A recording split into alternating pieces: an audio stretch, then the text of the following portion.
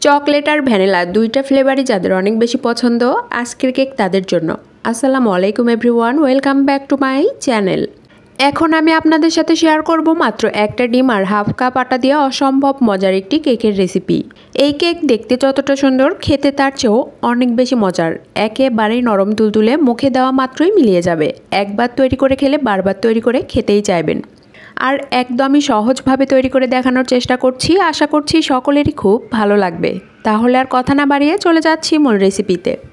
Cake তৈরির জন্য প্রথমে মিক্সিং বলে ভেঙে নিচ্ছি নর্মাল তাপমাত্রার একটি ডিম। ডিম অবশ্যই নর্মাল তাপমাত্রার হতে হবে। 1/3 কাপ পরিমাণ চিনি। আপনারা আপনাদের টেস্ট বুঝে চিনির পরিমাণ কমিয়ে বা বাড়িয়ে দিতে পারেন।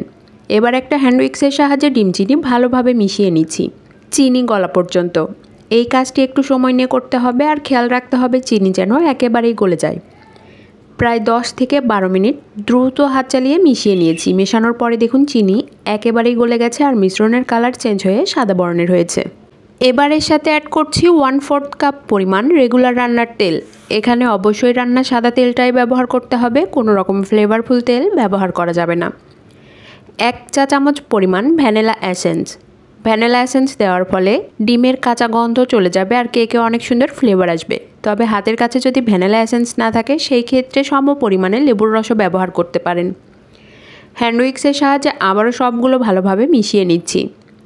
মেশানো হয়ে গেছে, এখন এর সাথে শুকনো উপকরণগুলো অ্যাড করতে হবে। এর জন্য একটা চালনি নিয়েছি। চালনির মধ্যে দিচ্ছি হাফ কাপ পরিমাণ আটা। আপনারা চাইলে আটার পরিবর্তে ময়দাও ব্যবহার করতে পারেন। এবার আটা ভালোভাবে চেলে নিচ্ছি। যে কোনো কেক তৈরি করার ক্ষেত্রে অবশ্যই চেষ্টা করবেন শুকনো উপকরণগুলো চেলে নিতে, এতে করে কেক অনেক সফট, মসৃণ আর ফ্লাপি হবে।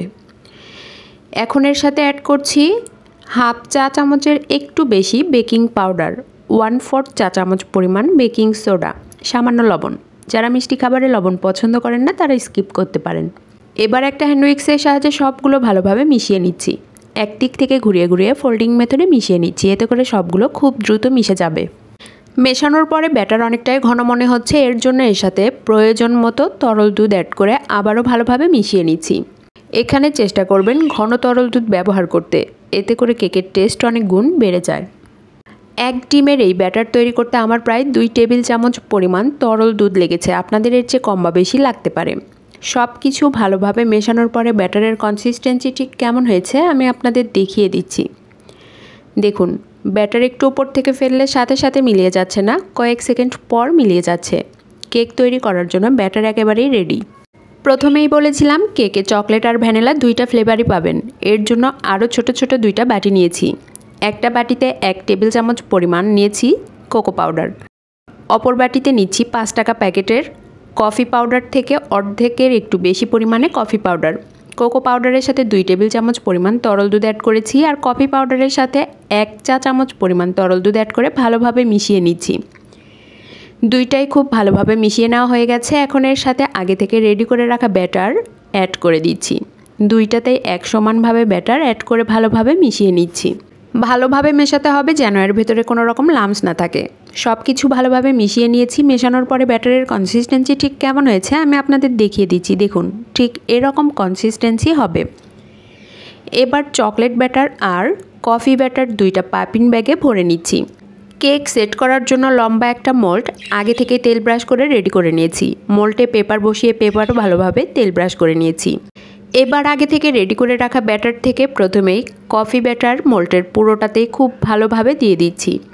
পুরোটাতে এক সমানভাবে দেওয়া হয়ে গেলে এর উপরে দিচ্ছি চকলেট ব্যাটার।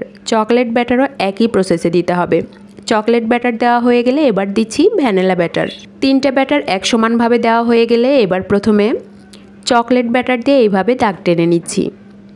সবগুলো দাগ টেনে নেওয়া হয়ে গেলে এর মাঝখান দিয়ে দাগ টেনে নিচ্ছি কফি ব্যাটার দিয়ে। দাগ টেনে নেওয়া হয়ে গেলে এবার একটা কাঠির সাহায্যে এইভাবে দাগ কেটে নিচ্ছি। এতে করে অনেক সুন্দর ডিজাইন ক্রিয়েট হবে আর দেখতে অনেক বেশি সুন্দর লাগবে। আমি কিভাবে কাজটি করছি একটু খেয়াল করলেই বুঝতে পারবেন। আর যে কেউ খুব সহজেই কিন্তু এই ডিজাইন তৈরি করে নিতে পারবেন। এবার মোল্ড 3 থেকে 4 বার হালকা ট্যাপ করে নিচ্ছি, এতে করে এর ভেতরে কোনো এয়ার বাবলস থাকলে ফেটে বেরিয়ে যাবে। কেক বেক করার জন্য চুলায় একটি হাঁড়ি বসিয়েছি। হাঁড়ির মধ্যে একটা স্ট্যান্ড বসিয়ে স্ট্যান্ডের উপরে কেকের মোল্ড বসিয়ে দিলাম। এবার একটা ঢাকনা দিয়ে ঢেকে মিডিয়াম টু লোয়ের মাঝামাঝি হিটে কেক বেক করে নিব প্রায় 30 থেকে 40 মিনিট। 30 থেকে 40 মিনিট পর ঢাকনা সরিয়ে মাশাল্লাহ দেখুন কেক কত সুন্দরভাবে বেক হয়েছে। ভেতরে পারফেক্টভাবে হয়েছে কিনা একটা কাঠি দিয়ে চেক করে নিচ্ছি। কাঠি একদম ক্লিন আসছে, তার মানে ভেতরেও একদম পারফেক্টভাবে হয়ে গেছে। কেক নামিয়ে ঠান্ডা করে এবার মোল্ড আউট করে নিচ্ছি। এই কেক দেখতে যতটা সুন্দর, খেতে তার চেয়েও অনেক বেশি মজার। আপনারা বাসায় অবশ্যই একবারের জন্য হলেও ট্রাই করবেন।